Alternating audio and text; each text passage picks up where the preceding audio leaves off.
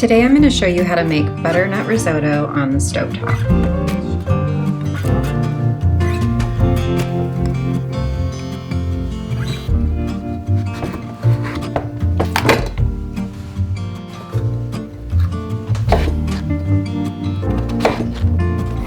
When cooking the butternut risotto on the stovetop, I like to roast the butternut squash in the oven.